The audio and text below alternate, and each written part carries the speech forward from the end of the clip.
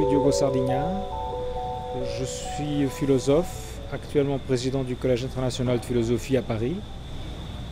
Bien que je vienne au départ de Lisbonne, je suis portugais. Je connais le cas de Haïti un peu comme tout le monde le connaît par le biais des journaux, de la télévision, parce que je me souviens bien déjà quand j'étais enfant de regarder à la télé des informations, de connaître le nom de Haïti et d'avoir entendu parler des situations tragiques qui avaient lieu ici. Je n'ai pas travaillé directement sur Haïti, mes recherches ne sont pas portées directement sur Haïti, mais je découvre avec plaisir qu'une partie de mes préoccupations en philosophie touche également des problèmes qui sont aujourd'hui brûlants concernant le rôle de l'histoire, les liens entre la violence et la politique, le rôle de la mémoire, comment on peut vivre avec un passé de grande cruauté politique.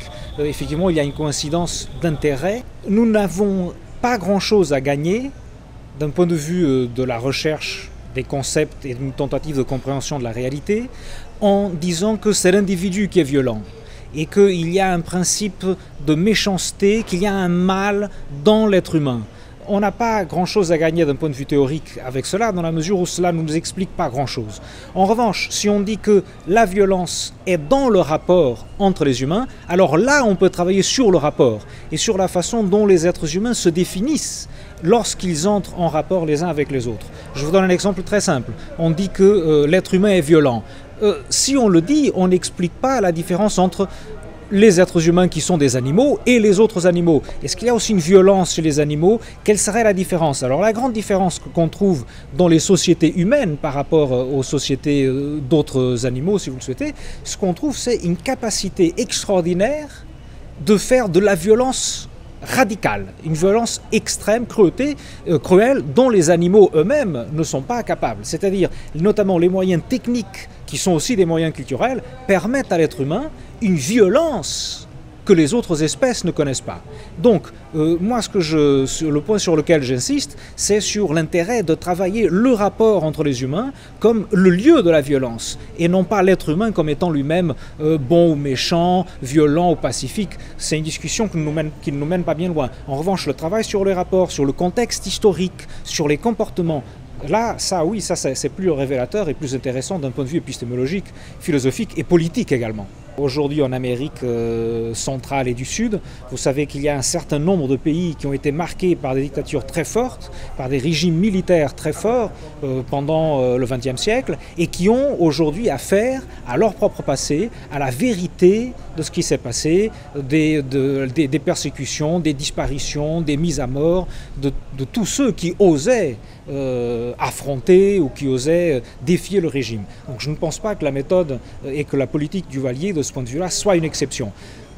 En contrepartie, bien évidemment, elle mérite d'être étudiée de près parce qu'elle concerne un pays, elle concerne un peuple, elle concerne aussi une période historique et nous devons mettre tout ça au clair. Et les gens, les Haïtiens, je comprends parfaitement leur besoin de travailler d'un point de vue de recherche de la vérité, de savoir ce qui s'est passé, qui ont été les responsables, pourquoi, quelles méthodes ils ont employées. Effectivement, quand on écoute les témoignages, quand on regarde des images, quand on nous montre ce qu'il y a dans les archives, on est absolument horrifié par tout ce qui s'est passé.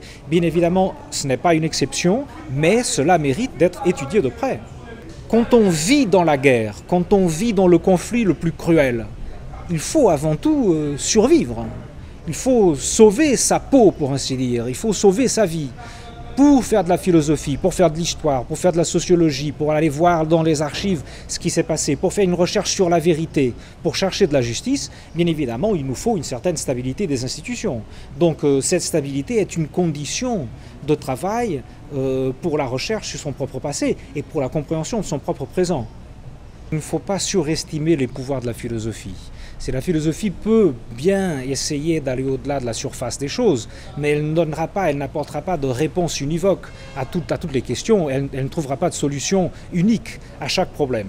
Donc, de ce point de vue-là, les philosophes sont un peu comme les sociologues, comme les historiens, comme tous ceux qui sont inquiets de chercher la vérité des choses, non pas la vérité avec un grand V. Elle n'a pas beaucoup d'utilité, mais de trouver des faits qui soient avérés et de savoir comment ils jouent les uns avec les autres, comment ils se croisent, comment ils forment une certaine cohérence et comment ils définissent un tableau historique et un processus historique. En tant que philosophe, bien évidemment, mais aussi en tant que citoyen, si vous voulez. En tant que citoyen, bien évidemment, je fais un effort, et bien, je sais que je ne suis pas seul dans cette entreprise, je fais un effort pour aller au-delà de la surface des choses, effectivement. Et donc, à ce moment-là, il y a un nombre très important d'éléments à prendre en compte. Il y a effectivement des complots. Alors, je ne suis pas les théoriciens, ceux qui interprètent, disons, les faits historiques et les moments historiques à partir de la notion même de complot, parce je pense qu'il y a d'autres éléments qui sont aussi importants, voire plus importants que certains complots. Voilà, je dirais. Ceci dit, bien évidemment, il faut prendre en compte les contextes historiques, les intérêts géostratégiques. L'intérêt géostratégique ne relève pas seulement de la théorie du complot, et il ne relève peut-être pas du tout de la théorie du complot. Bien évidemment, il y a des gens qui complotent afin de protéger leurs intérêts, et il ne faut pas être dupe. Ce qui se passe dans un pays comme Haïti ou d'autres relève, bien évidemment, ou subit l'impact d'intérêts d'autres pays. Où les États-Unis ont été mentionnés à plusieurs reprises, mais la France, en gros les grandes puissances, si vous le souhaitez, bien évidemment leur rôle est à prendre en compte dans cette histoire. Il faut comprendre les racines historiques, les conditions qui permettent qu'une certaine dictature puisse exister et puisse s'installer et demeurer.